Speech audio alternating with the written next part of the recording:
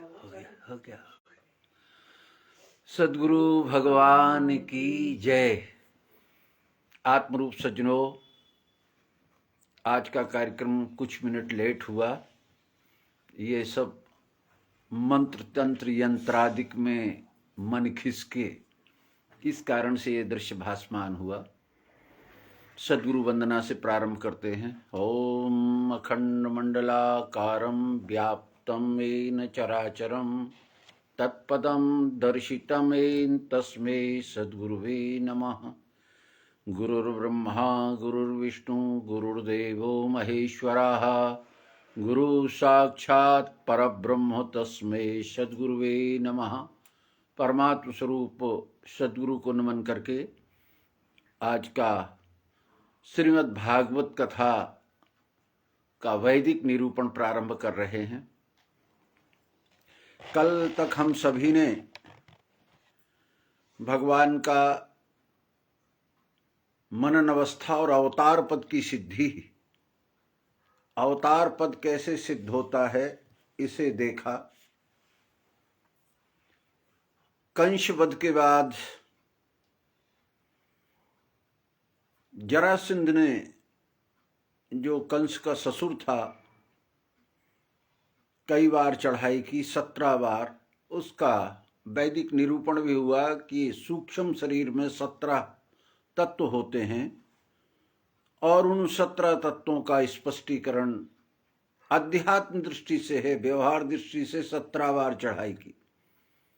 23 अक्षौणी सेनाएं बार बार लेके आया। ये सब आसुर भाव धारण करने वाले विकारी पुरुषों का परित्राणाय साधूनाम विनाशाय च दुष्कृताम, इस नियमानुसार अन्यायियों का संहार करके भगवान ने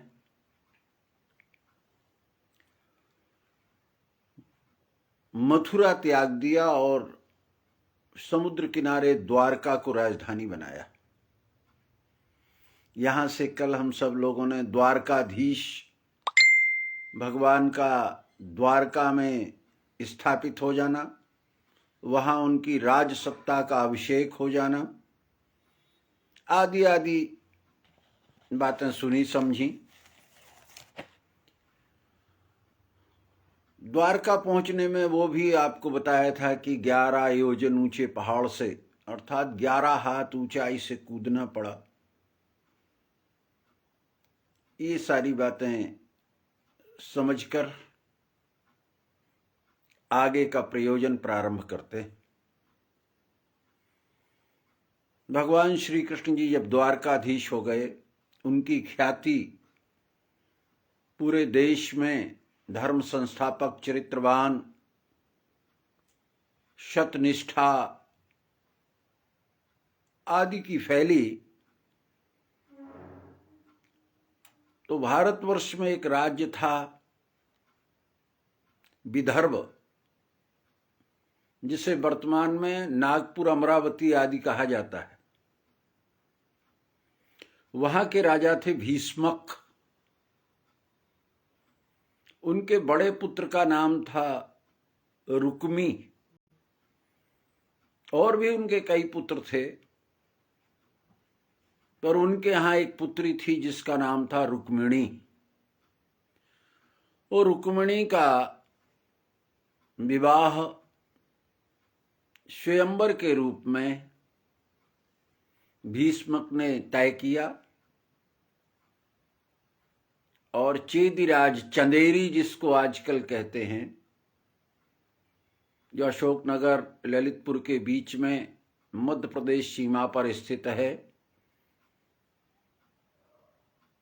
तो चंदेरी के राजा उस समय शिशुपाल थे।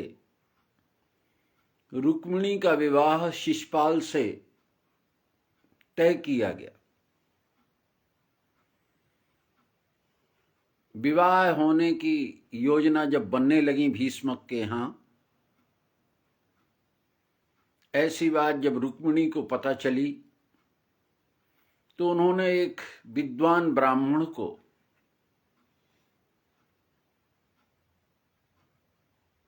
द्वारका भेजा और द्वारका जाकर के ये सूचना देने के लिए कहा कि कृष्ण जी से, जो द्वारकाधीश हैं, उनको कहना मैंने आपको अपने मन से वरण किया है, अगर आप नहीं आते हैं, मुझे नहीं ले जाते हैं, तो मेरा प्राणांत हो जाएगा। मैं अन्यायी, अत्याचारी, दुर्गुणी लोगों के घर में नहीं जाना चाहती। बड़ा ही मार्मिक, प्रेरणादायक, धर्म की निष्ठा में स्थिति लाने वाला, चरित्र को सत्य में स्थित करने का एक व्यवहारिक पत्र लिखा। तो ब्राह्मण देवता संदेश लेके भगवान श्री कृष्ण के पास गए। कृष्ण ने उस पत्र को पढ़ के यदुवंशियों को इकट्ठा किया, सबके सामने ये विचार रखा कि इस तरह की सूचना आई है, आप सभी विवेकशील पुरुषों का क्या मत है। बलराम सहित सभी ने कहा, यदि अन्याय, अनीति, अत्याचार हो रहा है तो उसका संरक्षण करना हम सबका कर्तव्य है। पर कृष्ण जी ने उन ब्राह्मण देव से पूछा कि भीष्मक के राजमहल में रुक्मिणी होगी, उन्हें लाने की क्या योजना रहेगी। तो ब्राह्मण देवता ने बताया कि विवाह के एक दिन पहले उनके वंश की लोक प्रथा है कि लड़की को सजाकर स्त्रियों के साथ गांव बाहर जो उनकी कुल देवी है उसको पूजने ले जाते हैं। उस समय जब वो कुल देवी पूजने ले जाएं, आप वहां से उनका हरण कर सकते हो, ला सकते हो। ऐसी योजना बना के ब्राह्मण देवता को वापिस किया और यदुवंश के लोग सात्विकी आदि अपने अपने रथ लेकर और भीष्मक के यहाँ आए कि आपके यहाँ सुना है कि जो विवाह की प्रथा है उस समय उसे सार्वजनिक वरण पद्धति कहते थे। लड़की स्वयं वरण करती थी।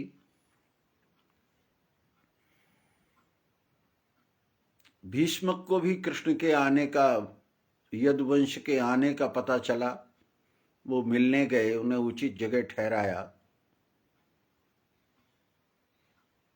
परंतु शिशुपाल ने जब ये सुना कि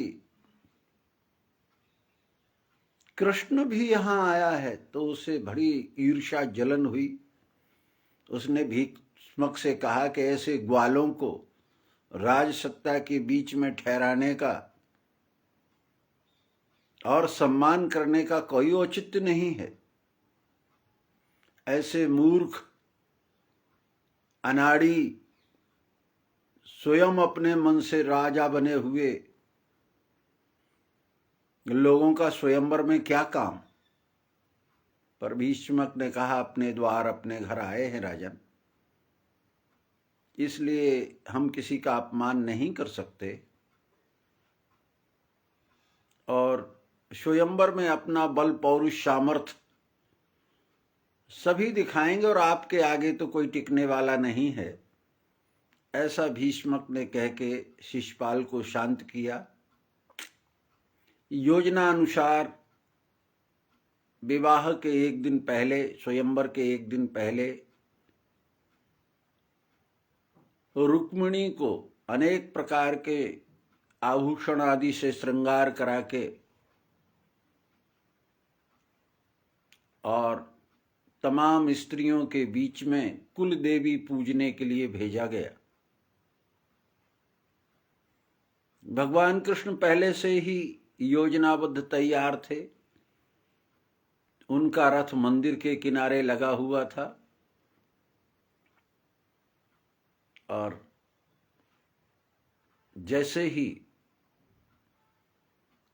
रुक्मिणी ने पहली बार कृष्ण को देखा, क्योंकि इसके पहले केवल नाम, ख्याति, यश, प्रसिद्धि सुनी थी, कृष्ण को देखा नहीं था। पर उन स्त्रियों और राजाओं के क्षेत्र में मंदिर के पास एक उत्तम रथ को देखकर और कृष्ण की विशेष आकर्षित छवि जो सूत जी ने वर्णन किया है, उनकी प्रतिभा की, उनकी संपन्नता की, उनके ओज की, उनके तेज की बड़ी व्याख्या लिखी गई है पुराण में। रुक्मिणी ने उसे देखा और ब्राह्मण देव से भी इशारे में पूछा, क्या यही कृष्ण है? ब्राह्मण देव ने भी सहमति से अपना संकेत दिया, सिर हिलाया। देवी पूजने के बाद रुक्मिणी स्वयं रथ के पास आई और उन्होंने श्री कृष्ण के रथ की बल्ली पकड़कर स्वयं उस पे चढ़ना चाहा। कृष्ण ने कहा, एक बार पुनः विचार करिए, आपका परिवार, घर, समाज, पिता, बंधु, सज्जन सब छूट रहा है। क्या आप ये सब त्याग करने में अपने आप को किसी प्रकार का द्वेष या विकार तो नहीं समझते? रुक्मिणी ने उन सब बातों को नकारते हुए सहमति व्यक्त की और रथ पर रथारूढ़ हो गई। भगवान श्री कृष्ण ने दारुक से कहा, दारुक, रथ को तेजी से आगे बढ़ाया जाए, आगे सात्विक, बलराम आदि हमारा इंतजार कर रहे हैं। और कृष्ण जी रुक्मिणी को लेकर रथ से चल दिए। यह समाचार जब भीष्मक के नगर में पहुंचा, लोगों में बड़ा व्यवहारिक हड़कंप मचा। भीष्मक का बड़ा पुत्र रुक्मी, जो शिशुपाल का मित्र, शिशुपाल का प्रेमी, शिशुपाल के विचारों को श्रेष्ठ मानता था, उसने अस्त्र शस्त्र कवच धारण करके और कृष्ण जी के रथ का पीछा किया। कुछ आगे जाने के बाद सेना का यदुवंश का युद्ध हुआ और एक स्थान है धार जिले में, उसे अमका झमका नाम से जाना जाता है वर्तमान में। नर्मदा परिक्रमावासी एक गहरी सी खाई में झरना है, उस स्थान पर द्वारका जाते समय कृष्ण ने रुक्मी को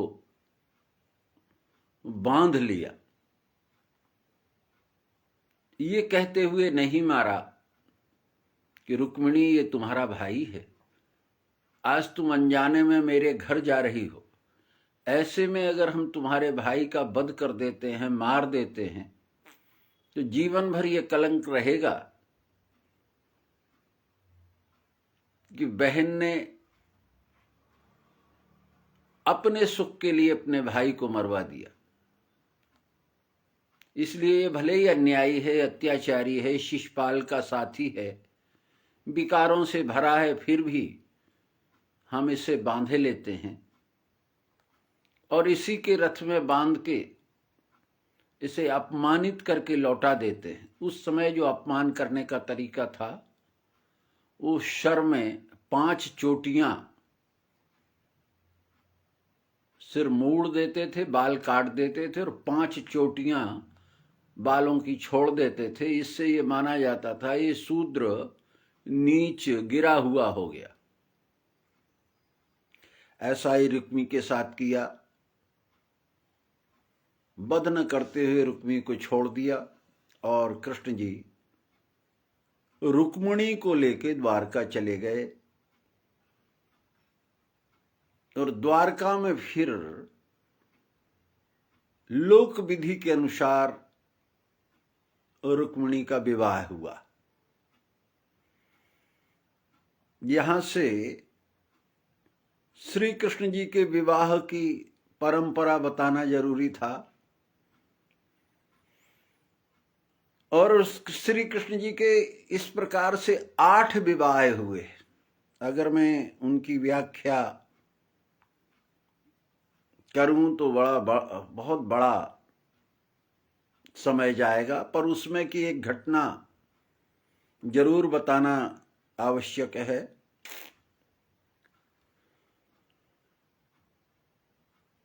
रुक्मिणी से जिस पुत्र का जन्म हुआ उसे प्रद्युम्न कहा गया और प्रद्युम्न से संबासुर नाम के असुर का वध किया गया। ये एक इतिहास है। पर मैं जो कथा का आपको बताना जा रहा हूं, कृष्ण जी जब राजा हुए तो उनके यहाँ एक यादव जिसका नाम सत्राजित था, उसको प्रसेन नाम के एक वीर ने गले में पहनने के लिए एक मणि दी थी, जो सूर्य कुल से सूर्य से प्राप्त हुई थी। सत्राजित उस मणि को पहनकर निकलता था तो उजेला होता था। कृष्ण जी ने पूछा कि ये मणि कहां से प्राप्त हुई। कुछ लोगों ने सत्राजित से कहा कि सत्राजित, ये तुम्हें योग नहीं देती, तुम इतने योग्य नहीं हो, सामान्य वीर हो, ये राजाओं के गले में शोभा देती है। अगर तुम इसे श्री कृष्ण को भेंट कर दो तो तुम्हारा बड़ा यश होगा। पर सत्राजित को बड़ा अभिमान लगा। उसने कहा, नहीं, ये मैं किसी मूल्य पर भी कृष्ण को नहीं दे सकता। परंतु उसी के परिवार में प्रसेन नाम का एक व्यक्ति था। उसने कहा, आज मैं पहनता हूं, जंगल में जाता हूं और जंगल में उजेला करके बहुत से जानवरों को आकर्षित करूंगा। ऐसा कह के प्रसेन जब जंगल में गया तो एक बड़े से शेर ने उस प्रसेन को मार दिया। मर जाने से मणि उसके गले के पास से गिर गई। तो जामवंत की पुत्री जामवती घूमती हुई वहां निकली, छोटी सी बच्ची, उस समय छोटी लड़की रही है। उसको वो मणि मिली। उसने वो मणि ले जाके अपनी गुफा में रख ली, जिससे उजेला होने लगा। मणि खो जाने से सत्राजित ने श्री कृष्ण पर चोरी का आरोप लगाया कि इन्होंने हमारी मणि चुरा ली। और वो चोरी का आरोप भाद्रपद, भादों के महीने में चौथ को लगाया गया। उस दिन का चंद्रमा कोई नहीं देखता। अगर कोई उस दिन का चंद्रमा देखता है तो उसे कलंक लग जाता। मैं हर साल देखता हूं उसे। मैंने सोचा देखूं तो कैसा लगता है। उसका हेतु ये नहीं है, रामचरित में भी आया है, जिम पर लाल लीलार गुसाई तजो चौथ चंदा की नाई। चंद्रमा की जो चौथी अवस्था है होती तो उसमें 16 है, पर चंद्रमा की चौथी अवस्था को त्याग देना चाहिए। चंद्रो मनसो अजायत, मन की जो चौथी अवस्था है वो काम है। इसलिए काम नामक वृत्ति, काम नामक विकार, काम नामक योजनाएं, कामनाओं की अनेक कल्पनाएं, ये चौथी वृत्ति के अंतर्गत आती है। इस चौथी वृत्ति को त्याग देना चाहिए। तो लिखा तो तजो चौथ चंदा की नाई, चंद्रमा की चौथी अवस्था को त्यागना था, हमने चंद्रमा ही छोड़ दिया। अरे इस चंद्रमा से जो आकाश में चमकता है, इसके देखने न देखने से कोई हानि लाभ नहीं होती। हाँ, प्रकृति में इसकी व्यवस्था है, इससे औषधियां पुष्ट होती हैं। धन धान्य में चंद्रमा की किरणें जितनी ज्यादा पड़ेंगी उतना अच्छा रस, पुष्टिकारक, निर्विकार से व्यक्ति को जागृत देने वाला, तंदुरुस्त रखने वाला, बीमारियों से बचाने वाला, रोग रहित धान्य पैदा होती है और समुद्र में ज्वार आया करते। ये चंद्रमा की गति का लक्षण है। इस लक्षण को ठीक ढंग से न समझने के कारण, इसकी पहचान ठीक न होने के कारण लोगों ने दृश्य रूपी चंद्रमा को ही ये कलंक लगा दिया। सत्यजित ने जब ये कलंक कृष्ण को लगाया कि राजा होके लोभी है, विकारी है, एक मणि के पीछे इसने ये दुर्गुण किया है, परंतु अब कोई जवाब नहीं था। कृष्ण भी जब तक वो घटना का साक्ष्य प्राप्त ना हो, उन्होंने जानकारी कराई कि इसकी मणि कहाँ गई, कैसे गई। तो पता लगा कि प्रसेन नामक व्यक्ति पहन के गया। कृष्ण जी जंगल में उसे खोजते हुए घूमे, उन्हें एक गुफा में उजेला दिखाई दिया। उस गुफा में अंदर घुस गए। अंदर एक सुंदर जवान लड़की वहां मिली। उसने कहा, कौन हो तुम? इस गुफा में कैसे प्रवेश कर गए? मेरे पिता अति बलशील, बलवान, विश्व विजयी हैं। तुम यहां से शीघ्र वापस चले जाओ, अन्यथा अनर्थ हो जाएगा।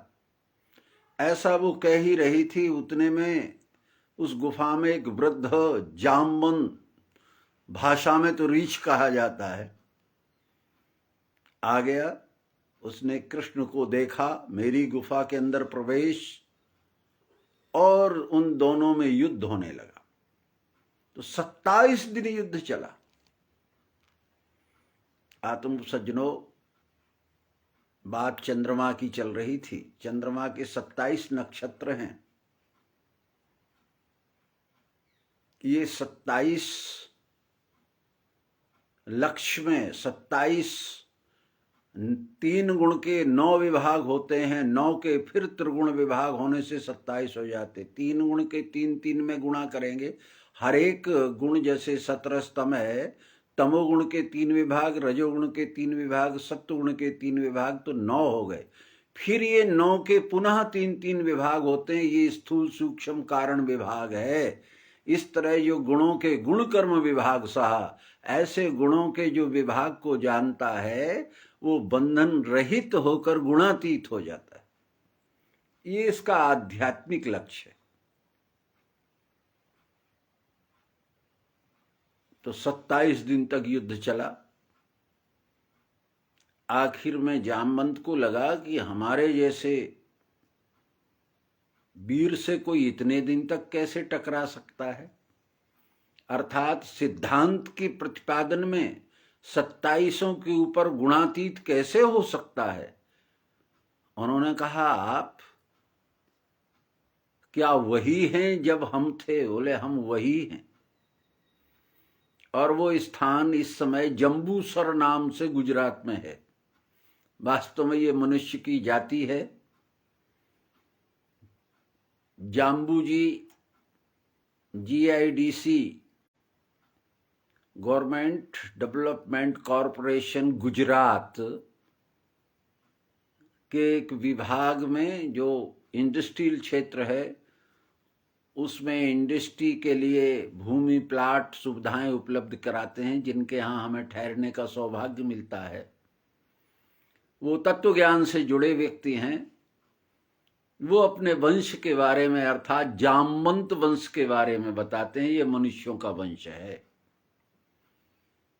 अगर वो रीछ होती तो कृष्ण भगवान जानवर चौपाए 4 पैर वाली रीछनी से विवाह कैसे करते? अब वो जामवंत त्रेता काल वाले नहीं थे। ये उस त्रेता काल से भगवान राम की जो परंपरा चल रही थी उसी परंपरा को मानने वाले, उसी परंपरा का अनुसरण करने वाले, उसी वंश के लोग अपने को मानने वाले ये जामवंत कहलाए। जाम्बूजी इस समय उन्हें कहा जाता है। परंतु ज्ञान का अपरोक्ष न होने से अवतार परंपरा को मानते तो हैं, हम भी राम को, कृष्ण को, गीता को, रामायण को मानते हैं, पर उसमें के विश्वरूप प्रयोग प्रत्यक्षीकरण को न जानने के कारण जो मणि है, जिसे श्री गुरु पद नख मणिगण ज्योति कहते हैं, रामचरित में लिखा है, सो मणि यद्यपि प्रगट जग यही, राम कृपा बिन को न लही।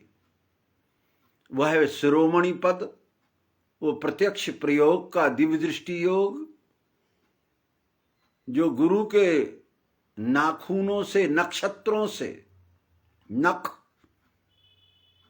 नक्षत्रों से विभाग होकर 10 विभाग में पंचतत्व 3 गुण साकार और निराकार के रूप में जाना जाता है और उसमें अपना अहम आपा तद्रूप हो जाता है।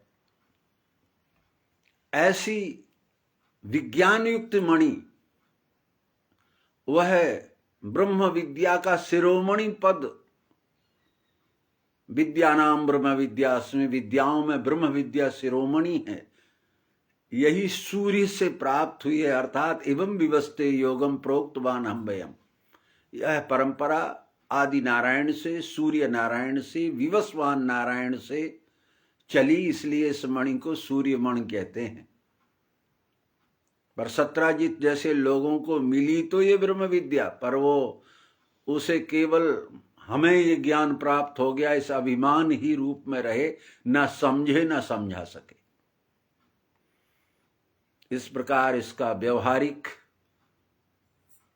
और आध्यात्मिक दोनों पक्षों का हम ठीक से अपने में धारण करें। ज्ञान युक्त जीवन से ही हमारा चरित्र परिवर्तित होता है, इस नियम से इसे ग्रहण करें। अब ऋक्षराज जामवंत ने कहा कि अरे आप तो भगवान हैं, आप तो गुणातीत हैं, आप इस मणि के आप ही अधिकारी हैं, आप ही के द्वारा ये पूरे विश्व में प्रचारित होगी। वर्तमान में 9वें अवतार भगवान श्री मायानंद चैतन्य जी द्वारा ये पूरे विश्व में प्रचारित हो रही है। इसलिए जामवंत जी ने अपनी पुत्री के साथ वो मणि भी दे दी। यही कृष्ण जी को चोरी लगी। वास्तव में भगवान मणि के चोर नहीं है, मणि के प्रकाशक हैं। इसलिए उस मणि को कहा जाता है स्वयं प्रकाश रूप दिन राती, नहीं कछु चाहिए दिया घृत बाती। जो क्रियाओं से प्राप्त नहीं होती, कृपा से प्राप्त होती है। क्रियाओं से तो परिणाम प्राप्त होता है, इसलिए संसार की जितनी भी क्रियाएं हैं उनसे दिव्य दृष्टि प्राप्त नहीं होती, उनसे परिणाम प्राप्त होते हैं, फल प्राप्त होते हैं। और फल के लिए कर्ता और भोक्ता दोनों चाहिए, पर दिव्य दृष्टि में कर्ता भोक्ता रहित समर्पण है, एक रूपता है, अखंडता है, निर्मलता और सहजता है, बंधन और मुक्त दोनों से रहित अवस्था है। इस तरह जामवंती से कृष्ण जी का दूसरा विवाह हुआ। अब कृष्ण जी का तीसरा विवाह कालिंदी से हुआ। यमुना किनारे एक स्त्री, यमुना ही बैठी हुई तपस्या कर रही थी। पूछा, क्यों कर रही हो? कि जो इस विश्व में परमात्म दर्शन की युक्ति कर्म मार्ग के बंधन से छुड़ाएगा उससे विवाह करेंगे। तो कर्म मार्ग के बंधन छुड़ाने वाले उस समय भगवान श्री कृष्ण ही थे। किम कर्म कवियो अप्यत्र मोहिता, करना क्या न करना क्या भेद आसुर को नहीं। किन कर्मों से कर्ता का अभाव होकर बंधन नहीं होता, किन कर्मों से बंधन होता है, इस रहस्य को भगवान ही बताते हैं। और कृष्ण जी ने वो यमुना किनारे सुंदर से जो विवाह किया उसका नाम कालिंदी हुआ। अब एक पृथ्वी की पुत्री थी। अब पृथ्वी की पुत्री कैसे हो जाएगी? पृथ्वी तो आदि ये इतनी बड़ी जड़ पदार्थ है जिसपे चार खानी स्थिर है, पर उसका नाम रखा गया सत्यभामा। ये अपने आप को विश्व सुंदरी मानती थी उस जमाने की। पृथ्वी की पुत्री का अर्थ होता है सबका आधार, इसलिए नाम था सत्य। पर सत्य भी सापेक्षता में अगर ज्ञान उचित ना हो तो सत और असत में परिवर्तित हो जाता है। इस पृथ्वी में की जो सबसे सुंदर स्त्री का चयन किया गया उनका नाम सत्यभामा था। पृथ्वी की अर्थात पृथ्वी मात्र के मनुष्यों ने उस समय के सबसे सुंदर पुरुष कृष्ण को देखे, उनके साथ विवाह कर दिया। अब एक कृष्ण जी की पत्नी का नाम कृष्णा है।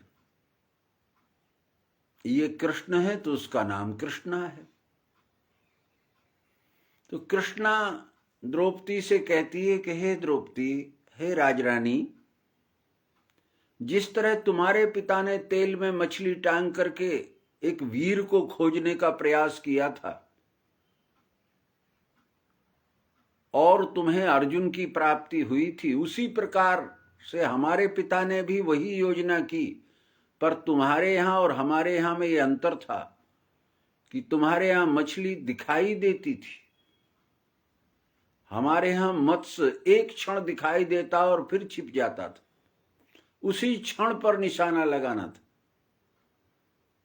तो उस क्षण अर्जुन भी हमारे यहां आए थे, उन्होंने भी उस मत्स्य भेद का प्रयास किया था, पर तीर उसके किनारे लग के पूरी तरह भेदन नहीं हुआ था। पर भगवान कृष्ण ने उसका भेदन कर दिया, क्योंकि मेरे पिता कृष्ण से ही मेरी शादी करना चाहते थे, विवाह करना। उस समय विवाह करके संगठन बनाना, दो परिवार आपस में संबंध करके बलवान हो जाते थे, सहयोगी होते थे। इस परंपरा से ये कृष्णा की शादी हुई। अब एक मित्र वृंदा थी। वृंदा नाम तुलसी का भी है, पर इनका नाम मित्र वृंदा है। इनमें यह गुण था कि यह हर एक को अपना बना लेती थी, विरोध नहीं करती थी, सहयोग करती थी, प्रेम मूर्ति थी। जल्दी से जल्दी लोगों को अपनी ओर आकर्षण करना और अपना बना लेना, ये उनमें गुण था। इस गुण की ख्याति के कारण, इस गुण की विशेषता के कारण कृष्ण जी ने इन्हें अपनी पत्नी बनाया। एक सत्या थी, सीधी सादी सरल सहज। इनका काम मन को वश में रखना था, ईर्ष्या द्वेष से रहित। एक और इनकी पत्नी थी जिनका नाम भद्रा था। ये मध्य प्रदेश में इनका लक्ष्मणा भी एक ही नाम था। सुंदर लक्षणों से युक्त होने के कारण भद्र नाम कल्याण करना, ये ब्रह्म विद्या समझने और समझाने में योग्य थी, इसलिए कृष्ण जी से इनका भी शादी हुआ। इस तरह से कृष्ण जी के 8 विवाहों का वर्णन है।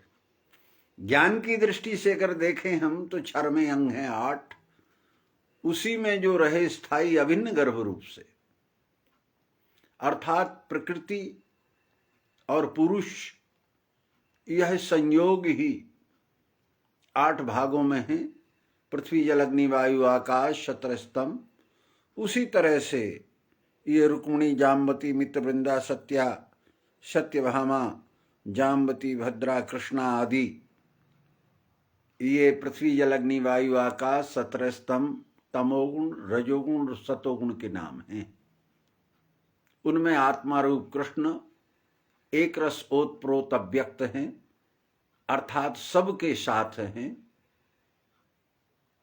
प्रकृति के 8 अंग के पुरुष हैं, ऐसा आध्यात्मिक अर्थ भी घटित होता है। अब इसी क्रम में एक क्रम आया, एक भौमासुर नाम का राक्षस था। उसने 16,000 कन्याओं का हरण करके अपने किले में बंद कर रखा, पर उसे ये वरदान था कि जब तक उसकी माता ये ना कहे कि तू मर जा, तब तक मर नहीं सकता था। इसलिए जो भी उससे युद्ध करता था, प्रयास करता था, वो विजयी हो जाता था। क्योंकि अब किसकी मां कहेगी कि तू हमारा पुत्र मर जाए। कृष्ण भी अन्य देव भी कई बार लड़े झगड़े पर उससे विजयी नहीं हुए।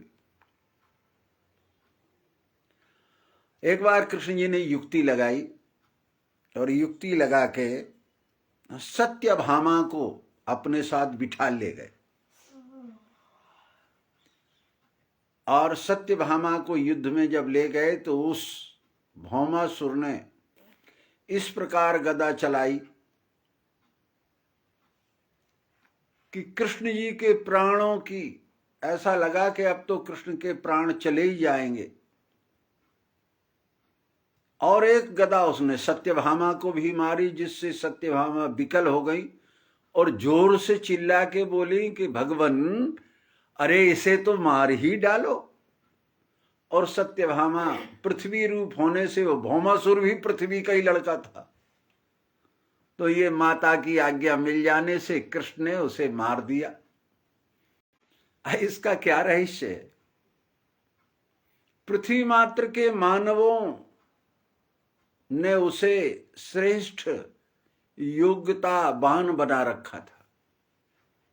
जब तक क्षेत्र के लोग नहीं कहते हैं, तब तक क्षेत्र का जो अन्यायी अत्याचारी बलवान होता है वो नहीं मारा जाता। उसी कारण से तो जो आजकल टेररिज्म है, जिन्हें हम डकैत कहते हैं, लुटेरे, उनका क्षेत्र होता है, उस क्षेत्र के लोग उनका संरक्षण करते हैं। जब तक क्षेत्रीय लोग विरोधी नहीं होते तब तक ये व्यवहारिक पक्ष है। आत्म तत्व में अहंकार ही भौमासुर है और इसकी अहंकार की जो माता है वो अविद्या है। वो विद्या रूप होके जब तक वो उसका अविद्या से संसर्ग नहीं छूटता, वो विद्या रूप होकर पुरुष को आदेश नहीं देती कि ये अविनाशी तत्व, ये विनाशी भाव क्षर जड़ जगत, इसका विनाश करिए, तब तक उसका विनाश नहीं होता।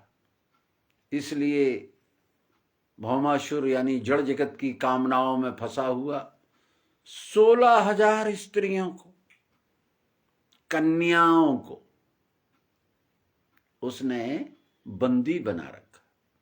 कन्या जिनका पुरुष नहीं है, जिनका विवाह नहीं हुआ, तो जब तक हमारी बुद्धि सत निश्चय में स्थिर नहीं है, तब तक वो अबला या कन्या कहलाती है, और जब वो सत निश्चय में स्थिर हो जाती है तब वो शबला या पतिरूपा, पतिव्रता आदि नामों से जानी जाती है।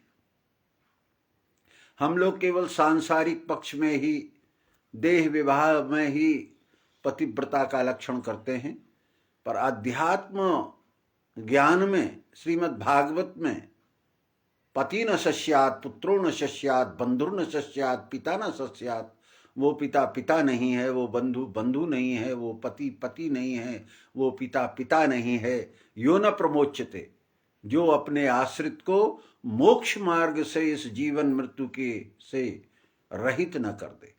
इस नियमानुसार ये 16 हजारों का नाम दे के ख्याति बढ़ाई गई है। 16 ही विकार हैं, 16 ही अवस्थाएं हैं, जो गुणानुसार एक गुण की 4 अवस्थाएं हैं, 4 गुण की 16 अवस्थाएं हैं। इन्हें पार करने पर ही अहंकार नष्ट होता है, भौमासुर मारा जाता है। अब इसके लिए थोड़ा सा ये भी समझना है कि वो 16,000 कृष्ण जी के यहाँ आ गई।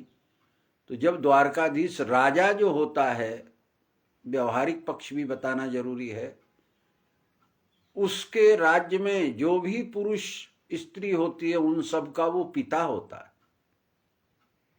इसलिए राष्ट्रपिता नाम से भी हमारे देश में कुछ जाना जाता है। परमात्मा को भी परम पिता कहते हैं, राजा को भी जय जीव लोक पिता कहा जाता है।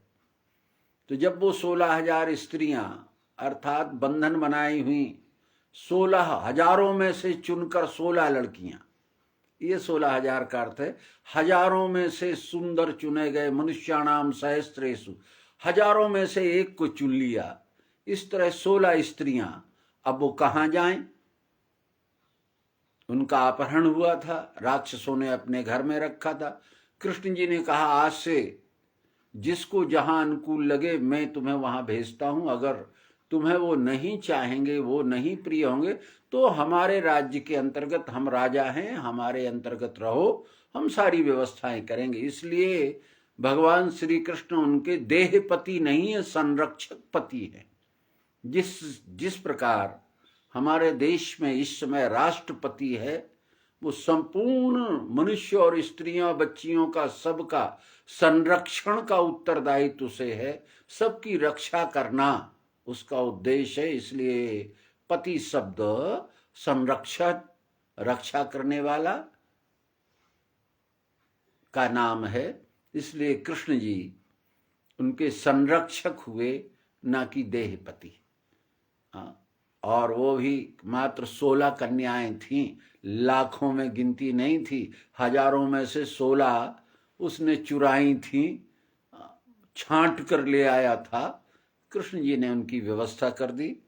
और अब थोड़ा एक इतिहास कृष्ण का भी बताना जरूरी है। अनिरुद्ध के, जो कृष्ण जी के पुत्र प्रद्युम्न हुए, उनसे भी एक पुत्र पैदा हुआ अनिरुद्ध।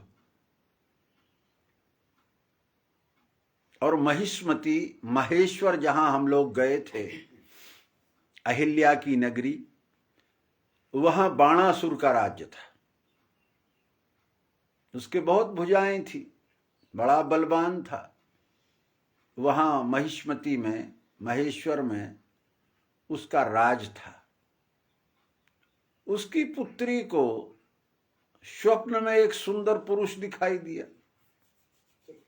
उसने अपनी सहेली से पूछा, वो चित्रलेखा थी, उसने तमाम चित्र बनाए, एक चित्र पहचान में आ गया। उसने कहा ये तो द्वारका में रहने वाले कृष्ण का नाती है, पुत्र का पुत्र है, इसका नाम अनिरुद्ध है, क्या करें? बोले चुरा लाओ। तो वो आसुर भाव धारण करने वाली स्त्रियां पुरुषों का हरण कर लेती हैं, चाहे वो चित्त से हरण करें या शरीर से। और रात्रि में जाके और अनिरुद्ध को हरण कर लाए। जब उसका हरण हो गया और इसमें रहने लगा, वहां हड़कंप मच गया द्वारका में कि अनिरुद्ध का हरण हो गया। एक दिन बाणासुर घर में आया तो उसे अपनी पुत्री के व्यवहार में बदलाव और जनता ने और वहां रक्षकों ने सारी बात बताई कि ये एक लड़के को ले आई है। उन्होंने डाटा डपटा पता किया कि ये द्वारका का है, सूचना भेजी कि हम तुम्हारे पुत्र का वध कर देंगे, अन्यथा दंड भरो। तो द्वारका से तमाम लोग चढ़ाई करके आ गए।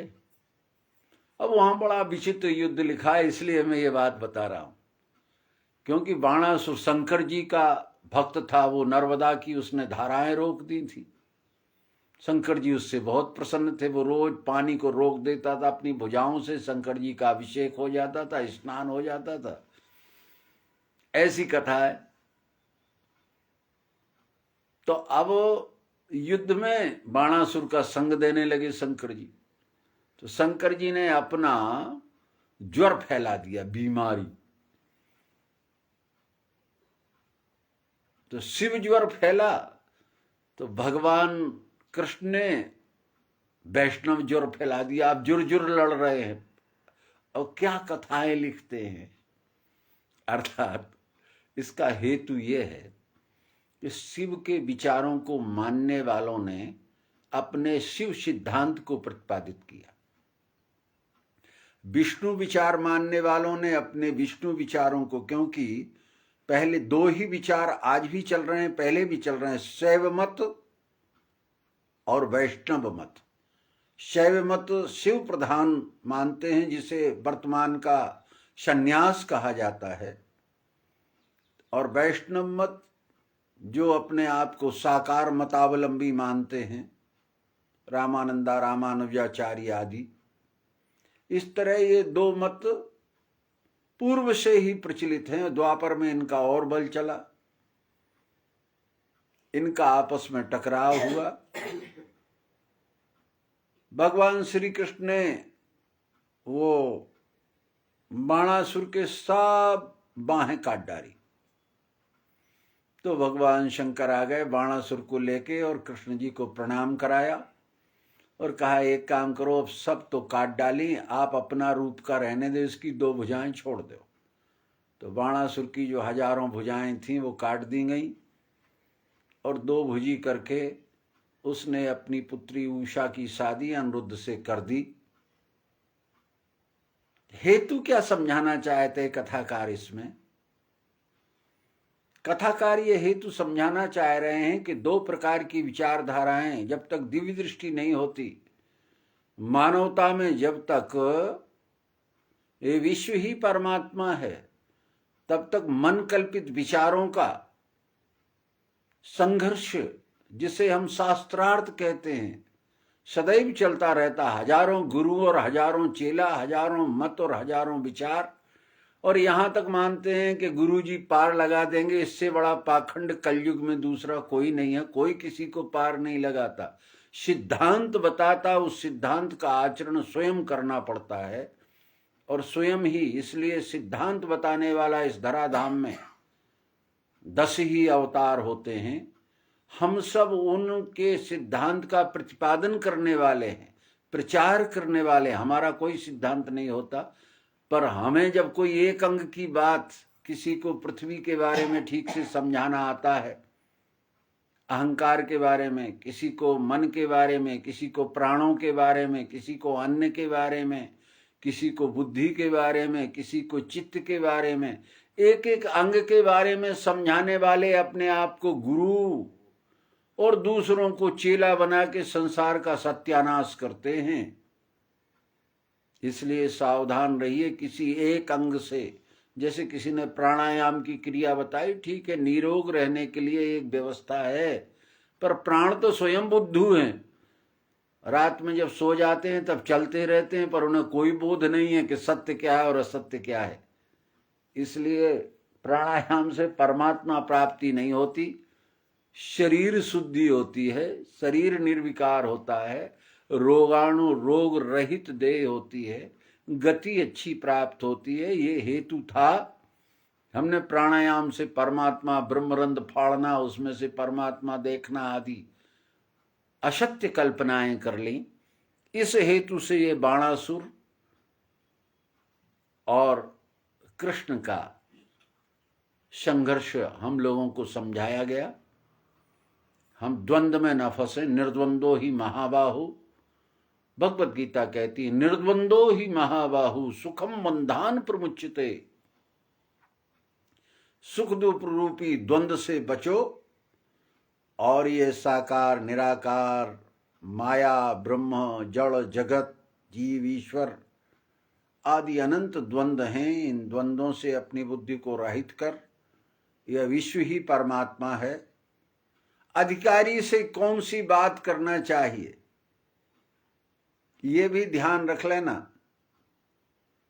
कि अगर कोई भेड़ की ऊन में से सुर निकालना चाहे तो संभव नहीं है। बालों में से सुर तो निकलता है, पर घोड़े की पूंछ की बाल पर अगर बजाया जाए तो उसमें से सुर निकल आता है। पर अगर भेड़ के बालों से कोई सुर निकालना चाहे तो वो स्वयं अज्ञान है। ये भी समझना है कि किन अंगों से, किस जगह से, किसको कौन सी बात कब समझाना चाहिए। अधिकारी का जिसे भेद नहीं है, गूढ़ तत्व नहीं साधु दुरावह, आरत अधिकारी जहां पावे। अधिकारी से ज्ञान की चर्चा होती है, अज्ञानी से सावधान रहना पड़ता है। यह समझाने के लिए ये बाणासुर और श्री कृष्ण जी के युद्ध का वर्णन किया गया। अब इसके आगे का जो विवरण है उसे प्रारंभ करते हैं। ये हम द्वंद्व रहित हो जाएं, द्वंद्वों से परे हो जाएं, इसे समझाने के लिए हेतु था। अनिरुद्ध बाणासुर के विवाह के बाद अब थोड़ा सा कृष्ण जी का जब वैभव बढ़ा, वैसे राजा नृग की जो कथा है उसका भी थोड़ा सा उल्लेख यहां करना आवश्यक समझते हैं। एक प्रमाण आता है कि एक राजा थे, वो ये प्रतिज्ञा किए थे कि रोज हम 100 गायें, 200 गायें, 500 गायें, जो भी हम लोग मान लें, इतनी गायों का दान देंगे। और वो गायों का दान देते भी थे। गायों का दान देते समय नित्य का कर्म था, सींग खुर सोने से मढ़वा देते थे, ऐसी भी कथा लिखी। चलो अच्छी बात है, पर ऐसा दान देने में एक गाय उन्होंने दान दे दी और वो जिसको दी थी ब्राह्मण को, उससे छूट के भाग आई। राजा ने फिर से उसे दान दे दी। तो जिसको वो पहले गाय मिली थी वो आ गया। उसने उस गाय को पहचान लिया कि राजन, ये तो तुम्हारा बड़ा गलत चरित्र है। दी हुई गाय को तुम पुनः दान कर रहे हो, फिर से दे रहे हो। ये तुम्हारी, राजा ने बहुत कहा 1000 गायें ले ले, 10,000 गायें ले ले, स्वर्ण मुद्रा ले ले, और जो लेना हो वो मांग ले ब्राह्मण। अब वो गाय तो चली गई, वो तो मैंने दान में दे दी। उसने कहा नहीं, वही वाली चाहिए। और जब राजा वह गाय नहीं दे सका तो उन्होंने कहा मूर्ख, दोनों पक्ष में रहता है, रंग बदलता है, कहता कुछ है करता कुछ है, तुझे गिरगिट योनि प्राप्त हो जाएगी। गिरगिट पेड़ पे चढ़ने वाला एक रंग बदलने वाला कीड़ा होता है। मौसम के साथ वो अपने शरीर का रंग बदल लेता है, जैसे पत्ते वनस्पति होते हैं वैसा रंग कर लेता है। ये उसमें विशेषता होती है। तो ऐसा गिरगिट द्वारका में यदुवंशियों ने देखा। उन्होंने कृष्ण को बताया, कृष्ण ने उसकी पूंछ पकड़ के हिलाया, वो राजा हो गया। हो गई कथा। पर इसके रहस्य का स्पष्टीकरण करते हैं। राजा नृग रोज गायें देता था, गायें तो रोज देता था, पर आत्मरूप सज्जनों, वो गायें, व्यवहारिक पक्ष ये है कि गायें जिन्हें देता था वो अधिकारी हैं कि नहीं है, ये नहीं देखता था। अब जिनको गाय दान कर दी, वो ले गए और काट के खा गए या बेच दी, कल फिर आ गए। हमारी दी हुई धन से, हमारे दी हुए द्रव्य से अगर कोई व्यक्ति अनीत और अन्याय करता है, दुर्गुण में उसका उपयोग करता है, तो देने वाले को भी उसकी सजा मिलती। दातारो नरकम यान्ति ही, देने वाले को भी सजा प्राप्त होती है। इसलिए देने से पहले देशे काले च पात्रे च तद्दान सात्विकी स्मृता, भगवत गीता कहती है देने का अगर अधिकार तुम्हें प्राप्त है तो पात्र भी तो देखो। इसलिए एक दृष्टांत दिया जाता है, भूली इस कर्तव्य में सीता इतना ज्ञान, पहले जांचें पात्र को पीछे देवें दान। सीता जी ने भी पात्र नहीं जांचा, गृहस्थी के कर्तव्य को समझ के दरवाजे पे आया हुआ है, नहीं लौटाना चाहिए, ये गृहस्थियों का कर्तव्य है, ऐसा सोच के अनाधिकारी रावण को दान दिया तो लंका जाना पड़ा। इसलिए आत्मरूप सज्जनों, राजा नृग गायें दान तो देता है, पर अधिकारियों को देता है कि अनाधिकारी को देता है? उनमें से एक गाय लौट आई, उसने दूसरे को दान दे दी। इसके रहस्य को थोड़ा समझ लें, ये रहस्य समझना जरूरी है। इस रहस्य को जानना समझना अति अनिवार्य है।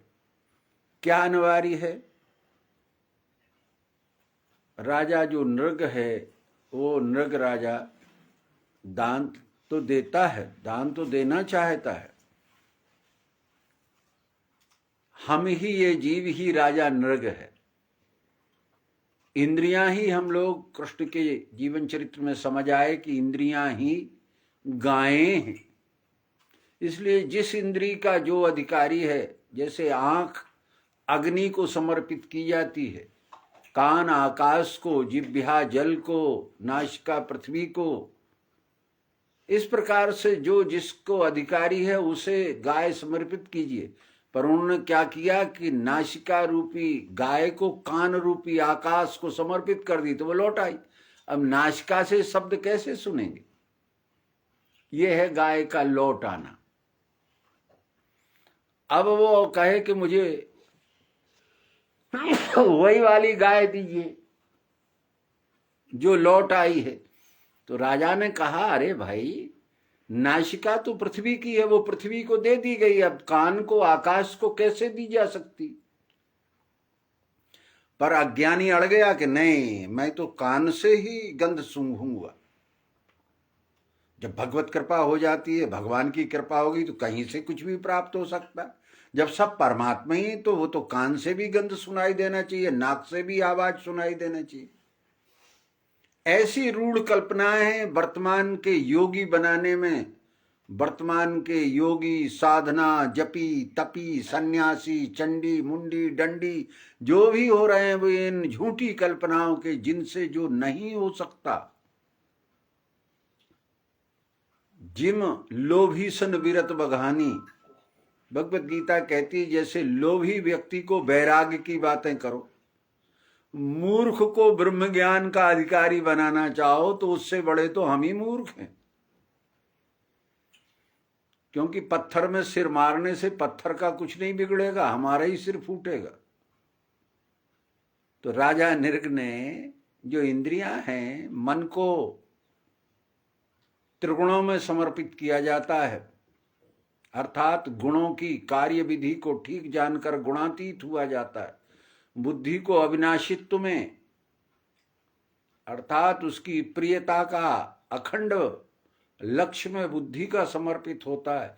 चित्त चैतन्य वासुदेव का स्वरूप होके सब में बसा हुआ वो पुरुषोत्तम भाव में विलय होता है। इंद्रियां अपने अपने गुण रूप को, कान शब्द में विलय होगा, शब्द को पहचान कर अखंडता में स्थिर हो जाएगा। नासिका पृथ्वी में गंध जानकर, जिह्वा रस पहचान कर जल में, नेत्र रूप भाव से अग्नि जानकर, ये है इंद्रियां का स्वाभाविक दान। पर हम विरोधी देने लगे कि आंख को कान को देने लगे, शब्द को नेत्र से सुनने लगे। ये गाय लौट आई और हट कर गए कि नहीं, कान से ही रूप देखेंगे। राजा ने कहा, अर्थात ये जीव अहंकार इसी प्रयास में लगा कि शायद हो जाए। यही है गिरगिट योनि, रंग बदलना। नाक का सूंघना कान से नहीं है, कितने ही विचार शब्द और लक्षण बताओ पर हो नहीं सकता। ऐसा गिरगिट रूपी जो नृग है वो एक अंधे कुएं में गिरा, अर्थात अविद्या रूपी अंधकूप, जिसमें सत्य और असत्य कुछ दिखाई नहीं देता। अब उस कुएं में गिर गया तो क्या करे? अब उस कुएं में पड़ा पड़ा कुएं के कीड़े खाने लगा। अर्थात अविद्या अंधकार में पड़ा हुआ ये अनेक प्रकार के दुर्गुणों का सत्य ज्ञान न होकर थोड़ा बहुत तो था ही। इंद्रियां इंद्रियार्थेषु, इंद्रियां में खेले या धार के, तो इंद्रियां इंद्रियों में तो नहीं गई, अनाधिकारी में चली गई। तो ये अविद्या ग्रसित अंधकार में, अंधेरे कुएं में, आजकल हम सभी अंधेरे कुएं में ही तो पड़े हैं और खाते कीड़े हैं और समझते हैं पुण्य हो रहा है। ये 9 प्रकार के विकारों का अहंकार ही संग्रह करते हैं। जोग जग जप दान तप नाना व्रत मखनेम, ये अंधेरे कुएं में पड़े हुए विकार हैं जो कर्ता भाव से ग्रहण किए जाते हैं और पाप बढ़ता चला जाता है। तो राजा नृग ने एक गाय के कारण तो अंधेरे कुएं में पड़ा था, पर अंधेरे कुएं में पड़े पड़े इसने हजारों साल और दुनिया भर के कीड़े खा लिए। ऐसे ही ये जीव सत्य विद्या, ब्रह्म विद्या, यथार्थ बोध तो नहीं जानता और संसार के अनंत क्रिया कर्मों के झूठे रहस्यों में फंसकर कर्ता और भोक्ता बनकर और गहरे अंधकार में चला जाता है और गहरे विकार में चला जाता है। इस विकार से जाने के कारण ये रंग बदलू गिरगिट कहलाता है।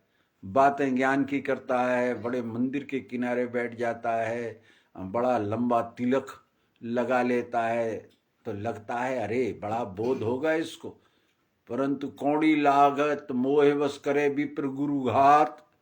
न तो ये सिद्धांत समझता है, न चरित्र की गहराई में जाता है, न गुणों के रहस्य को, तीनों कर्म क्या है, अकर्म क्या है, विकर्म क्या है, इस रहस्य को नहीं जानता और कर्ता बन के अनेक कर्मों के फलों को भोगने की लालसा रखता है।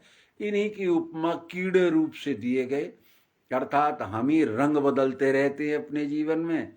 अनेक प्रकार के रंग बदलू होने से रोज बंधन, जन्म और मृत्यु को प्राप्त होते हैं। इसलिए आत्मरूप सज्जनों, ये राजा नृग की अर्थात जीव की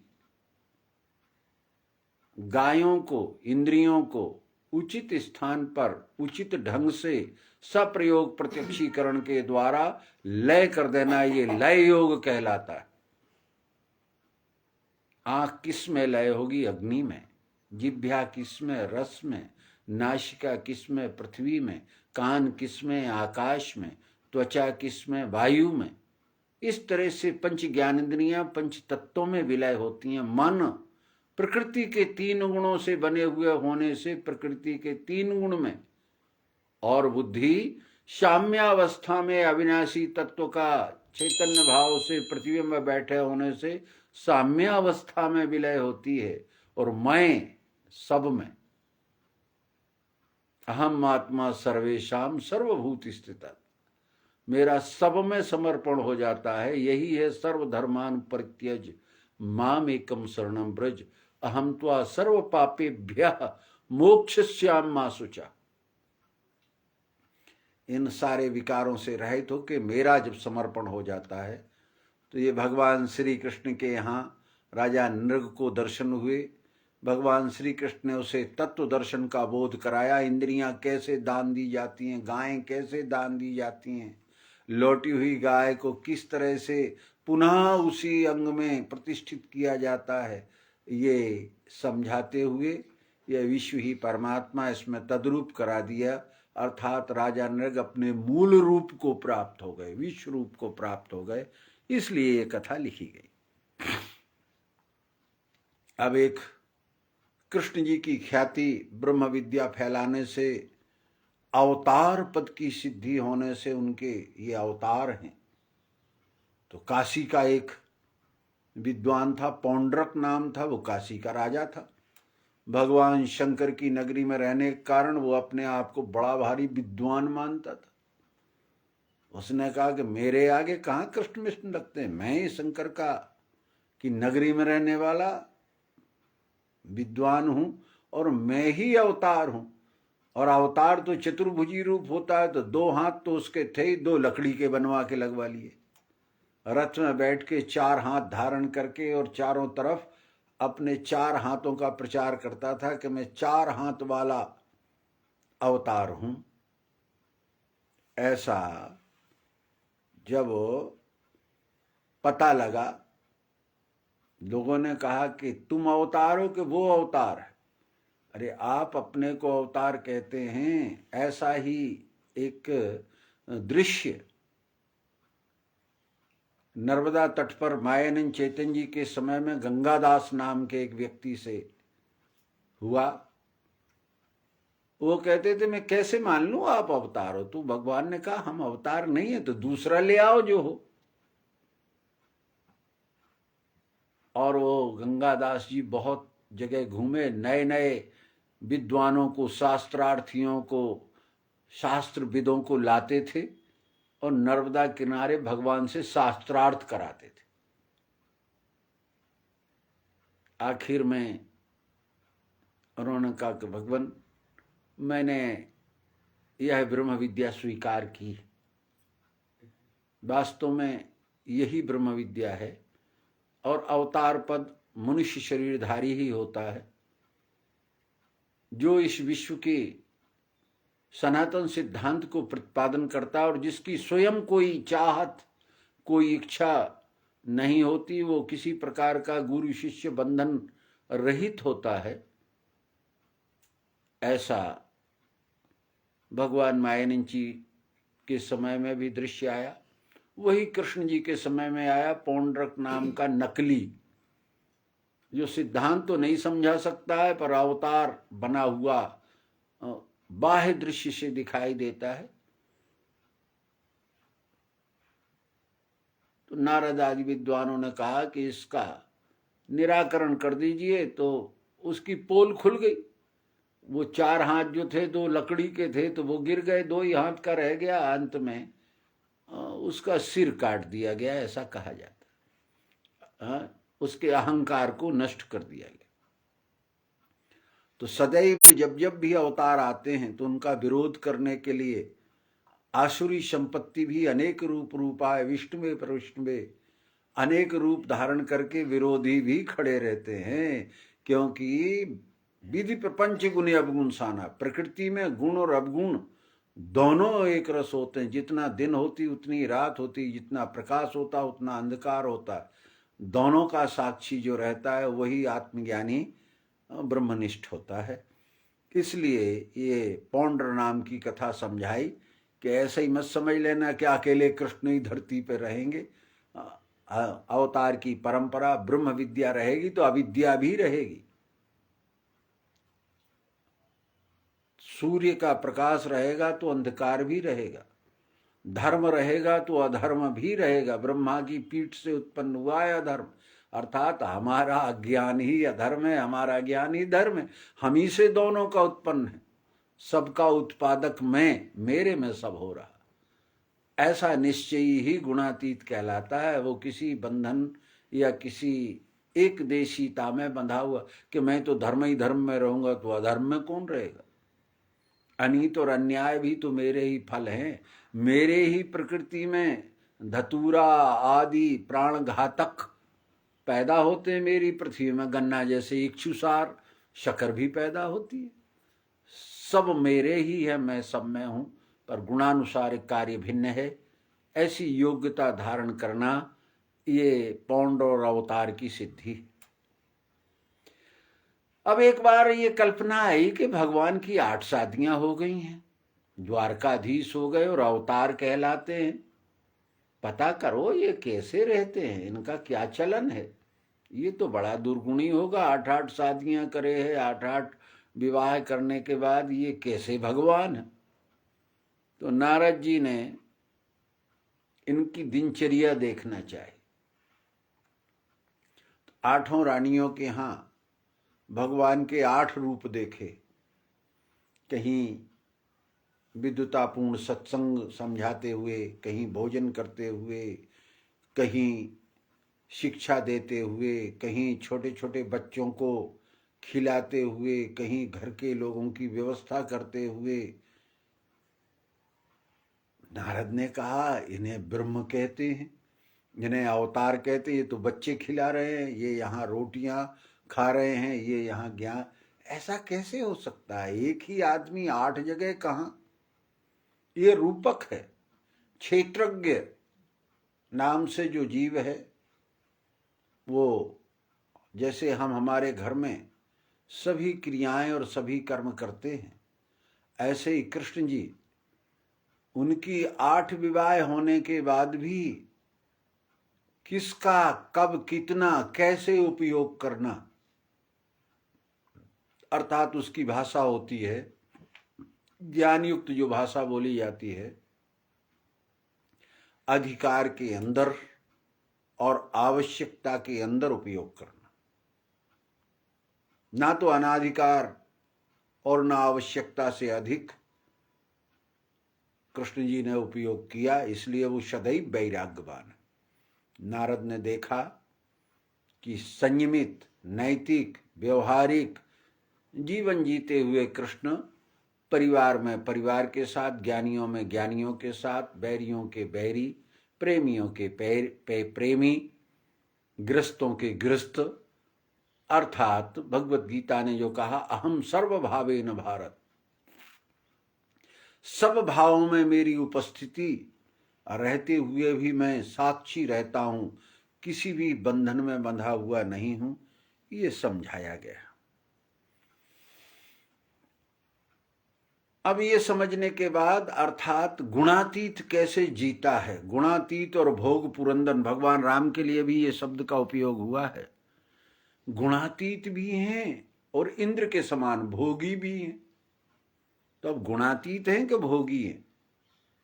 अरे अपने घर में अपने अधिकार के अंदर की चीजें, हमें जो खाना है वो बुलाएंगे, चटनी लाओ, मीठा लाओ, खट्टा लाओ, अचार लाओ, रोट, ऐसा थोड़ी गुणातीत हो गए तो सूखा रोटा चबाएंगे। क्या तुम तो गुणातीत हो, तुम्हें तो स्वाद ही नहीं आता, तुम्हें नमक का क्या पता, तुम मीठा क्या जानो। ये मूर्खों का गुणातीत है। जो विद्वान विज्ञानी गुणातीत है वो सबके रस को ठीक से जानता है। ऐसा एक प्रमाण दिया गया। जनक ने जब सुखदेव जी को यह ब्रह्म विद्या पढ़ाई तो उन्होंने बनवाए तो कई भोजन, और वो कई भोजन एक पात्र में डाल दिए, और सुखदेव जी ने भोजन किया, कुछ नहीं बोले।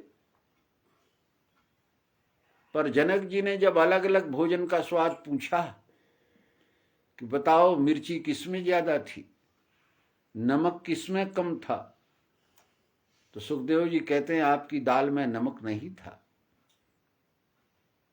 आपके ये जो सालन बनी हुई थी इसमें मिर्ची अधिक थी। तो वहां जो लोग बैठे थे उन्होंने कहा महाराज सब एक ही पात्र में मिला दिए। फिर बोले यही योग्यता है, पात्र में तो मिला दिए पर पात्र में उस अंग को उठा के उन्होंने खाया और उसमें का स्वाद, यही गुणातीत भी और भोग भी है। सब मिला के उपयोग भी करते हैं परंतु हरेक के रस का बोध भी रखते हैं। इसलिए गुणातीत सारे गुणों का ज्ञाता भी होता है, पर ज्ञाता होते हुए भी आसक्त नहीं है, इसका नाम गुणातीत है। ये भगवान के जीवन शैली की पद्धति है।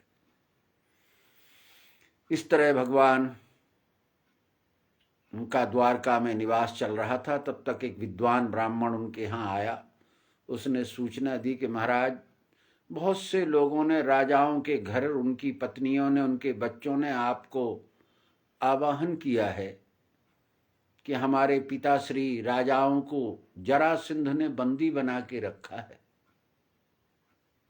आप कृपा कर दें तो हमारे पिता लोग बंदी खाने से छूट सकते हैं। तो भगवान ने कहा कि ठीक है, अब आप लोग कहते हो तो प्रयास करेंगे। और उस प्रयास के लिए वो हस्तिनापुर गए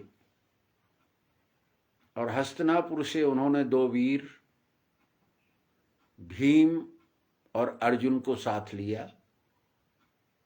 उन्हें साधु सन्यासी का भेष बनाया। कहा जरासंध इतना अभिमानी और जड़ बुद्धि है, उसके सामने जाके अगर हम उससे युद्ध की याचना करेंगे तो वो तैयार हो जाएगा। ऐसा समझाकर भीम और अर्जुन को लेके जरासंध की नगरी में पहुंचे, जहां राजा बंदी बने हुए थे। जरासंध के सामने 3 हृष्ट पुष्ट सन्यासी भेषधारी गए। वो तो होशियार राजा था।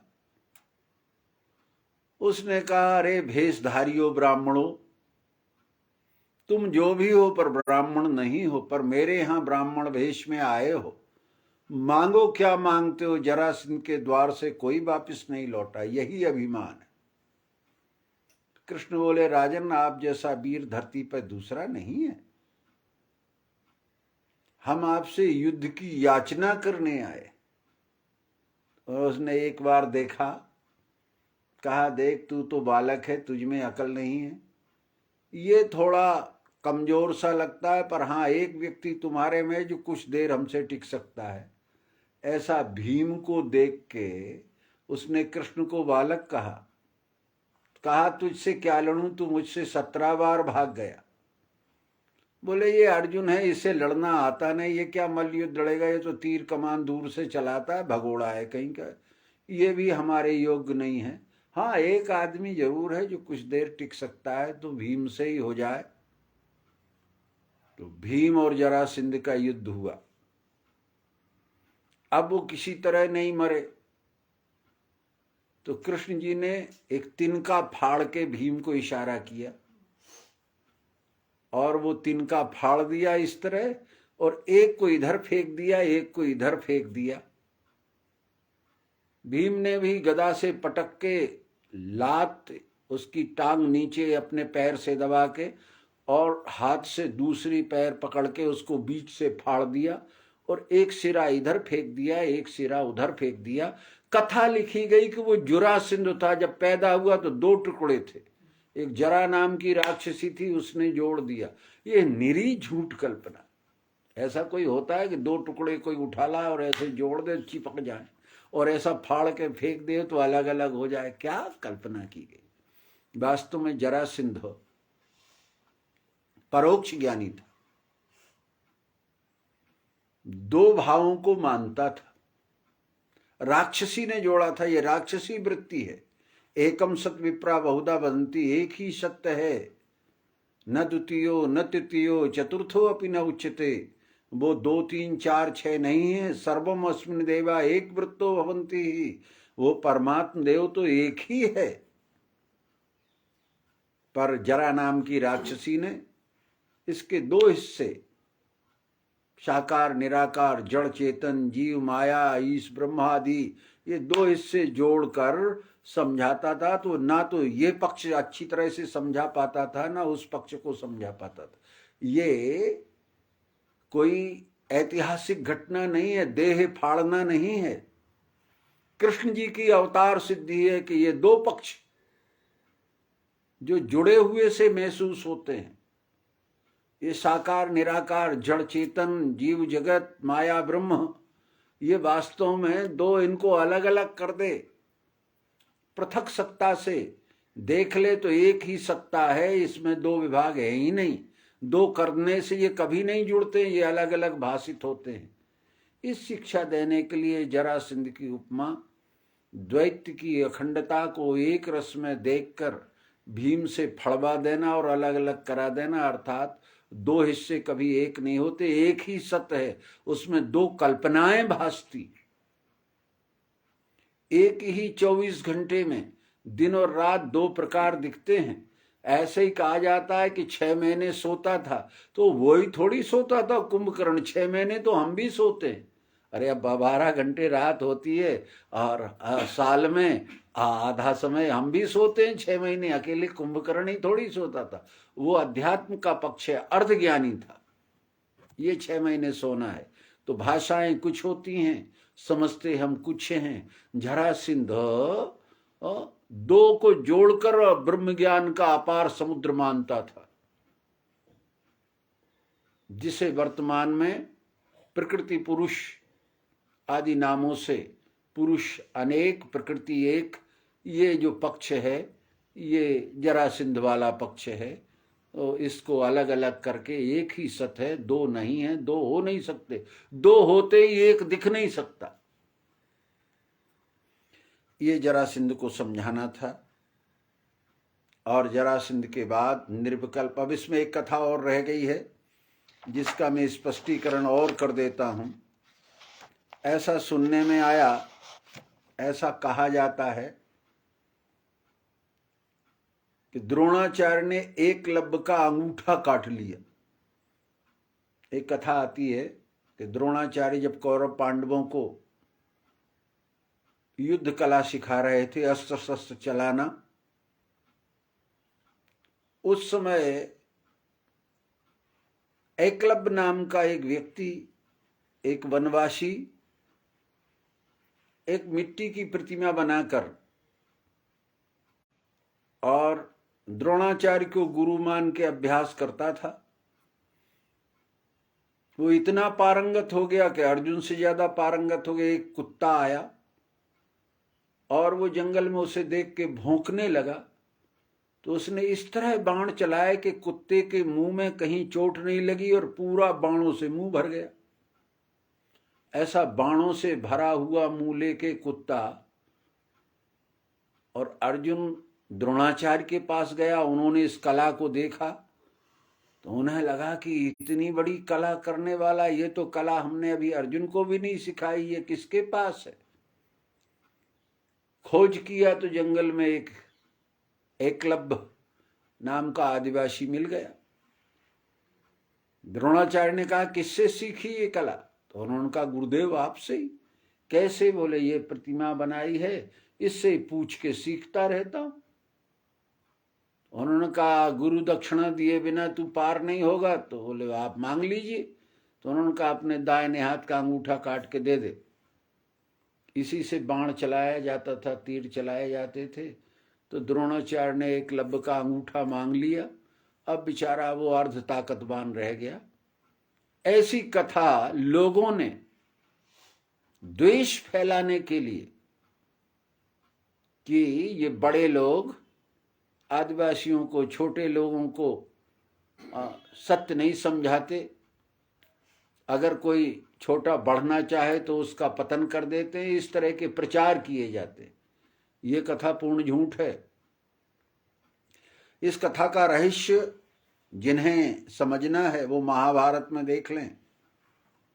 जिस समय द्रोणाचार्य कौरवों को शस्त्र विद्या सिखा रहे थे, उस समय का बलशाली वीर जिसको जरासंध कहते हैं, उसने अपने जासूसों को, हर राजा एक दूसरे के यहाँ अपने जासूस, जानकारी करने वाले दूतों को छिपा कर रखते हैं। जरासंध के यहाँ से एक दूत हस्तिनापुर में छिपा रहता था, पर जहां ये अस्त्र शस्त्र सिखाते थे उसका परकोटा बना रखा था, कोई आदमी वो कला न देख पाए। तो उस दूत ने अपने छोटे से बच्चे को उस परकोटे में भेजकर क्या क्या वहां गतिविधि हो रही है ये पूछता था और उन कलाओं को देखता था और जरासंध को जानकारी देता था। तो जब विशिष्ट विशिष्ट प्रकार के अस्त्र शस्त्रों का चलाना बनाना द्रोणाचार्य बता रहे थे, तो वो छोटा बालक उन कलाओं को देख के आए और अपनी पिता को बताए। एक दिन वो इन कलाओं का निरीक्षण परीक्षण करते समय पकड़ा गया। उसके उपलक्ष्य में उसे सजा दी गई जिसमें वो जो राजदूत जो जासूस ये जानकारी कर रहा था उसका अंगूठा काटा गया, जिससे तू ये बता देना जाके जरासंध को कि हमारे यहाँ इतनी सावधानी और सुरक्षा रखी जाती है कि ये कला न सीख पाए न बताई जा सके। हेतु ये था, वो जासूसी करने की सजा थी। हम लोगों ने कहा कि गुरुदक्षिणा में अंगूठा काट लिया। इसी तरह भ्रमयुक्त बातें जो हिंदुत्व को पतन करने वाली, सनातन धर्म में अवतार परंपरा को हीनता दिखाने के लिए कल्पित रची गई हैं, उनसे सावधान रहना चाहिए। ये इतिहास भी बताना अनिवार्य था। ये इतिहास महाभारत में लिखा है, जिन्हें चाहिए वो देख लें। अब आपको हम थोड़ा सा पांडवों की ओर ले चलेंगे। श्री कृष्ण जी जब जयद्रथ वध हो गया तो पांडवों के प्रेमी हो गए। उस समय हस्तिनापुर में विघटन हुआ और हस्तिनापुर की जगह पांडवों को इंद्रप्रस्थ का राज्य मिला। भाइयों का बंटवारा हुआ और इंद्रप्रस्थ बंटवारा होने पर उस बंटवारा के समय जो बंटवारा हो रहा था उसमें युधिष्ठिर को इंद्रप्रस्थ, जो वर्तमान में दिल्ली काले खां क्षेत्र कहलाता है, वो इंद्रप्रस्थ था कभी, और वहां सुंदर नगर बसाया गया। कृष्ण जी ने युक्ति बताई थी उस नगर को बसाने की। उसी के लिए पांडवों ने राजसूय यज्ञ किया। सारी दुनिया में लोगों को निमंत्रण भेजा गया कि अब हम राजा हो गए हैं, आप हमें भी राज्य का उत्तराधिकारी राजा मानिए। जैसे वर्तमान में मंडलेश्वर आदि बनते हैं, वे बड़ा लंबा भंडारा देते हैं, दक्षिणा देते हैं। अनेक मंडलेश्वर आके उनको चादर उड़ाते हैं, कपड़ा पहनाते हैं, तिलक लगाते हैं, सम्मान देते हैं, जिससे पता लग जाता कि ये भी मंडलेश्वर हो गए, पहचान हो गई। ठीक इसी तरह से पांडवों ने जब राजसूय यज्ञ किया तो भीष्म पितामह आदि को भी बुलाया। भीष्म पितामह ने कहा कि अब ये यज्ञ हो रहा है तो इसमें किसको अधिकारी या अध्यक्ष बनाया जाए। तो भीष्म पितामह ने पक्ष रखा और वो पक्ष ये रखा कि श्री कृष्ण इस समय उचित, विचारवान, विवेकवान, योग्य व्यक्ति हैं, इनको ही अध्यक्ष बना दिया जाए। भीष्म पितामह ने जैसे ही ये घोषणा की कि कृष्ण को अध्यक्ष बना दिया जाए, तो उस समय शिशुपाल खड़ा हो गया और शिशुपाल ने गरजते हुए उस सभा में कहा कि अरे मूर्ख बूढ़े, ये ग्वाल जिसे जीवन का कोई हेतु नहीं, ये कभी राज सत्ताओं में बैठा नहीं, इसके पास कोई राजा का प्रमाण पत्र नहीं, 3 दिन से रोटी क्या खाने लगा, तुम इसे इतने बड़े राजाओं में, क्या यहाँ और कोई राजा नहीं है, इसे अध्यक्ष बना रहे हो। ऐसी जब आड़ी टेढ़ी बातें कहीं तो भीष्म को भी क्रोध आ गया और भीष्म ने खड़े होके जमीन से 1 फुट अपना पैर उठा के जोर से जमीन पर पटकते हुए कहा, अरे मूर्ख शिशुपाल, मैं कहता हूं कि कृष्ण ही यहाँ के अध्यक्ष बनेंगे, तुझे जो करना हो कर ले। तो शिशुपाल भी गरज कर बोला कि अरे मेरे साथ आए हुए वीरों, मत्स्य देश के बाराह के कूर्मवंशी छत्री तैयार हो जाओ, क्योंकि उस सभा में हथियार ले जाने की मनाही थी। सब लोगों को निहत्ते ही उस सभा में बैठना था। अपने अपने हथियार उठाओ और कुछ ना मिले तो इस बूढ़े को पकड़ लो। यहाँ जो कुश रखा हुआ है दाब बिछाने के लिए, घास, उसमें से लपेटो और आग लगा दो, इस बूढ़े की अकल खराब हो गई। ऐसा जब कहा तो कौरव पक्ष के लोग भी खड़े हो गए। मत्स्य, चेदी और बाराह वंश और कूर्मवंशी छत्री भी खड़े हो गए। ये सब क्षत्रियों के कुल हैं, ये न तो मछली है, न सूकर है, न कछुए हैं। ये राजसूय यज्ञ में पढ़ते समय इन क्षत्रियों के कुलों का वर्णन है। जिन्हें चाहिए वो राजसूय यज्ञ में इन क्षत्रियों के कुलों का वर्णन देख लें। अंत में कृष्ण जी एक ऊंचे स्थान पर खड़े होकर जोर से बोले कि सभी मित्रों, आप लोग जरा एक मेरी बात सुन लीजिए, फिर आगे बात करना। धैर्य से 1 मिनट बैठ जाओ। भीष्म पितामह ने मुझे अध्यक्ष बनाना चाहा है, उनका स्वागत है, पर मैं अध्यक्ष नहीं बनना चाहता। मैं स्वयं अपनी इच्छा से इस अध्यक्ष पद पर नहीं रहना चाहता हूं। अब जिसको इच्छा हो वो अध्यक्ष बन जाए। इतना कह ही रहे थे कि शिशुपाल फिर खड़ा हो गया। उसने कहा, रे मूर्ख, क्या समझाता है, ग्वाला कहीं का, जिंदगी भर ढोर चराए हैं, जानवर घेरता रहा है, चारा लगा और वहां स्त्रियों में जाके नच। तू क्या जाने इन राजनीति की बातों में, बैठ जा चुपचाप। ऐसा शिशुपाल कहते हैं उसे 100 गालियां माफ थी, अर्थात अति मात्रा। तो उसने इतनी गालियां दी कि 100 गालियां हो गई।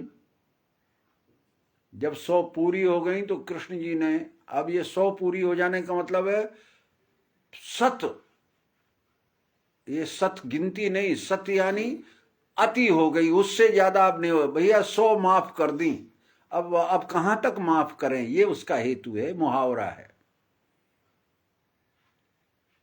तब कहा कृष्ण जी ने कि हे पांडवों, जिन्होंने आयोजन किया है, कौरवों और सभी देशों से पधारे हुए सम्माननीय राजाओं, मेरी बात सावधानी से सुनो।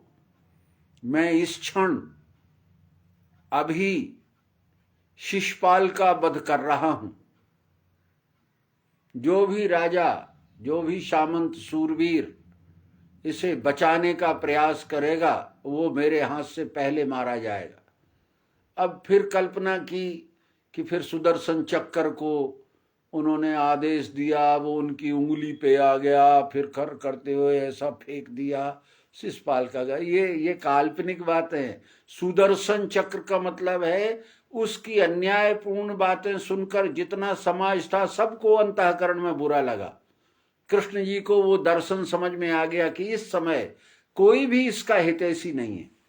यह है सुदर्शन, उसके जीवन का, उसके व्यवहार का, उसके लक्ष्य का, उसके विचार का ठीक दर्शन कर लिया कि अब इस क्षण इसका कोई भी साथी नहीं है। इसने ये भाषा बोली है कि कोई भी इसका सहयोग करने वाला नहीं, अकेला रह गया, यही मौका है। अर्थात कमी को जान लेना, व्यक्ति की कमजोर जगह को दर्शन युक्त जान लेना और वहीं चोट करना, यह है सुदर्शन चक्र। कर्म का चक्र दर्शन से ठीक ढंग से पहचान लीजिए, और जहां कमजोर जगह हो, जो कमजोर वृत्ति हो, जहां कमी हो, उसी जगह चोट कर दीजिए, आप सफल हो जाएंगे। कृष्ण जी ने वो पूजा की थाली वहां जो रखी थी उसी को उठा के जमीन पे पटका, 2 हिस्से हो गई और वो थाली ही तलवार का काम कर गई। वही थाली उठा के उन्होंने शिशुपाल के ऊपर प्रहार कर दिया और शिशुपाल मारा गया। लोगों ने कहा जग जग विध्वंस। अरे बोले ऐसे मर जाने और ना मरने से यज्ञ क्या क्या संबंध? अन्याय अत्याचारी कीड़े मकोड़े रोज मरते रहते हैं झाड़ू के साथ, साफ कर दीजिए और यज्ञ करिए। और कृष्ण जी को अध्यक्ष बनाया गया। अब उसमें एक घटना और थी। कृष्ण जी ने कहा जब मुझे अध्यक्ष बना दिया गया पांडवों, तो एक काम करो, दुर्योधन को वित्त मंत्री बना दो, सारा धन दुर्योधन के हाथ में रखो। तो कांप गए भीम आदि कि महाराज फिर कुछ बचेगा ही नहीं, वो तो एक ही दिन में सब उड़ा देगा। बोले अभी सुदर्शन तुम्हारे पास नहीं है, सुदर्शन हमारे पास है। मैं जानता हूं दुर्योधन को खर्च करना आता ही नहीं, वो तो संग्रह करना जानता है। वो किसी का भी धन हो उसे खर्च करना आता ही नहीं, संग्रह करना आता है। इसलिए जितना खर्च करेगा उससे दूना संग्रह करके इसमें भर देगा, उसकी वृत्ति संग्रह करने की। ये बात हमने संचालक जी से सीखी थी। वो कहते थे बाघे गुरु जी को क्यों आप सब ये सौंप देते हो, व्यवस्था करो फलाना, आप तो देखते ही नहीं, आंखें मूंदे रहते। बोले मैंने गुण परखा है, बाघे गुरु जी को खर्च करना आता ही नहीं। वो जोड़ सकते हैं पर खर्च नहीं कर सकते। जहां 13 रुपए खर्चे हो रहे होंगे वहां 3 ही करेंगे। प्रयास करेंगे कि 3 में से 1.5 ही खर्च हो, तो 8 नहीं बच जाए। इसलिए स्वाभाविक वृत्ति होती है, ये मूल वृत्ति दुर्योधन की है। उसे संग्रह करने की प्रधान वृत्ति है, खर्च करने की कम है। अर्थात संग्रह करने वाला व्यक्ति ही लोभी होता है, अति संग्रही। तो इस राजसूय यज्ञ में दुर्योधन को खर्चा करने वाला बना दिया गया। अब इसी में एक कथा और आती है, वो कथा भी आपको सुना देते हैं, फिर पूरा करेंगे। एक नेवला भी इस यज्ञ में आया था। नेवला की कथा, उस नाम के एक ऋषि थे। वो शिला बीन कर, अनाज जो जमीन में गिर जाता था उसे बीनते थे। उनके पत्नी पुत्र 7 दिन से भूखे थे। उन्होंने जो अनाज बीना उसे भून के सत्तू बनाया। खाने बैठे तो एक मांगने वाला आ गया। उसको उन्होंने पहले, पुत्र ने अपना हिस्सा दे दिया कि मैं जवान हूं, ये ले ले। फिर बोला अभी पेट नहीं भरा, तो पत्नी ने दे दिया। फिर उन ऋषि ने भी दे दिया। उसने कहा आप तृप्त हो गया, अब हाथ धुला दीजिए। तो जहां उसके हाथ धुलाए और वो गीला पानी और वे अन्न के 1-2 टुकड़े जहां गिरे थे, वहां एक नेवला घूम रहा था। वो गीले पानी में थोड़ा सा लौट गया, तो जितना लौट गया उतना सोने का हो गया। तो उसने कहा कि अब हो रहा है युधिष्ठिर का राजसूय यज्ञ, यहां तो बड़े बड़े लोग हाथ धोएंगे, तो वहां मैं लौटूंगा तो पूरा सोने का हो जाऊंगा। तो वो नेवला वहां आया जहां लोग हाथ धोते थे। वो लौटा तो उसकी खाल तो छिल गई, पर वो कुछ भी स्वर्ण नहीं हुआ। ये कथा लिखी गई। इस कथा का हेतु है अपने पुरुषार्थ से प्राप्त किया हुआ अल्प कण भी, हमारे नाकुलीश उसका नाम है, नाकुलीश। नाकुल का अर्थ होता है सर्प को खाने वाला, अर्थात संशय का निवारण करने वाला। अगर स्वयं के पुरुषार्थ से अल्प भी उपयोग किया जाएगा, ब्रह्म विद्या प्राप्त की जाएगी, तो संशय सर्प नष्ट हो जाएगा, संशय नाश हो जाएगा, स्वर्णदेह हो जाएगी, विकार रहित अवस्था प्राप्त हो जाएगी। उसे स्वर्णदेह कहते हैं। पर युधिष्ठिर के यहां तो केवल अभिमान प्रदर्शन था, वहां पुरुषार्थ नहीं अभिमान था। तो कृष्ण जी ने कहा नकुल, यहां तेरा शरीर नहीं होने वाला, मैं तुझे एक स्थान बता देता हूं, वहां चला जा। और भगवान श्री कृष्ण ने उसे स्थान बताया। ये हम लोगों के लिए शिक्षा है, अपने पुरुषार्थ से ब्रह्म विद्या प्राप्त करें तो अवश्य ही हमारा मन का विकार चला जाना ही स्वर्ण हो जाना है, बुद्धि का विकार चला जाना ही सुगंध आ जाना है, आदि आदि। ये राजसूय यज्ञ में शिशुपाल वध होकर युधिष्ठिर राजा हो गए। और कुछ समय बाद क्या हुआ, कौरव पांडव युद्ध शुरू होना चाहा। कृष्ण जी ने देखा कि हमारे बलराम भैया ये दुर्योधन क्योंकि जीव भाव और देह प्रधान है, तो इनका जीव भाव और देह प्रधान होने से ये देवी संपत्ति की ओर कम आकर्षित होंगे, आसुरी संपत्ति की ओर ज्यादा आकर्षण बढ़ेगा। तो क्यों ना इन्हें तीर्थ पे भेज दिया जाए, ये लड़ाई की झंझट में इन्हें रखा ही ना जाए, मौका ही ना दिया जाए। तो उन्होंने बलराम को भेज दिया तीर्थ के लिए। पर तीर्थ में जब वो गए तो उन्होंने क्या देखा कि रोमहर्षण नाम का सूत पौराणिक कथाएं कर रहा है नैमिषारण्य में। ऐसा देख के उसने प्रणाम नहीं किया, वो मंच पे बैठा रहा। बलराम को बड़ा अहंकार बढ़ा कि ऐसा मूर्ख शूद्र रोमहर्षण और ये नमस्कार नहीं कर रहा है, तो उन्होंने उसका सिर काट लिया। तो ऋषियों ने बड़ा हल्ला मचाया कि अरे आपने तो इतना कथावाचक ब्रह्म भाव को धारण करने वाला विद्वान का अब आपको प्रायश्चित करना पड़ेगा। क्या प्रायश्चित करूं? बलराम बेचारे वैसे ही कम बुद्धि के आदमी, ये जीव। उन्होंने कहा इसका पुत्र सुगत नामक जो सूत है उसको गद्दी पर बैठा लिए। इसलिए ये जो पुराण जिसको हम श्रीमद् भागवत पुराण कहते हैं, ये सूत जी द्वारा कहा गया है, ये किसी ब्राह्मण के द्वारा कहा हुआ नहीं है। क्यों इसमें हम झूठा अभिमान करते हैं। सूतउवाच है ये, जिसके पिता का बलराम ने सिर काट लिया था लोमहर्षण का, उससे उसके पुत्र ने ये जो 18,000 श्लोक आज हमारे बीच में हैं, ना तो ये व्यास के कहे हैं, ना सूत जी के कहे हैं, ना वैशंपायन के कहे हैं। इसलिए ये सूत जी कहे, इसलिए आत्मरूप सज्जनों इसमें सभी का अधिकार है। चारों प्रकार के श्रीमद् भागवत में लिखा है कि चारों वर्ण चारों प्रकार के लोग इसको सुन सकते हैं, समझ सकते हैं, ग्रहण कर सकते हैं, सुना सकते हैं। अतः जब महाभारत समाप्त हो गया, भीम का दुर्योधन का गदा युद्ध हो रहा था, उतने में बलराम आ गए। पर कृष्ण जी ने इशारा कर दिया थोड़ा सा कि जांग में मार दो। तो जैसे ही भीम ने जांग तोड़ी तो बलराम जी क्रोधित हो गए।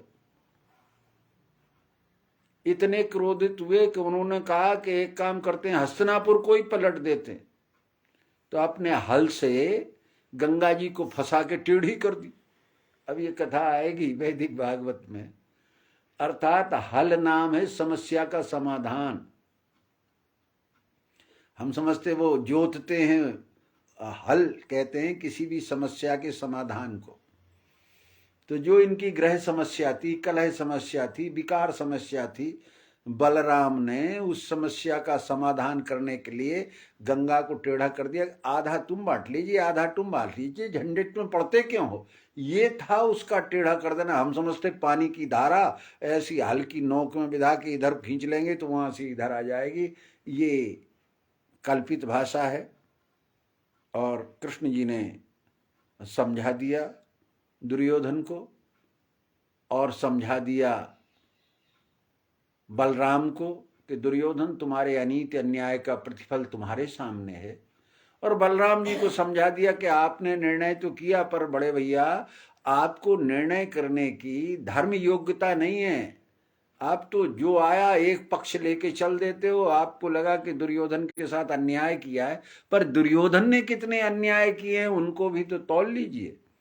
और इस तरह बलराम जी को पुनः वहां से द्वारका के लिए भेज देते हैं कि ये न सुनेंगे न समझेंगे, इसलिए इनको स्थायी या नहीं रहना चाहिए। इसीलिए बलराम नाम जीव है।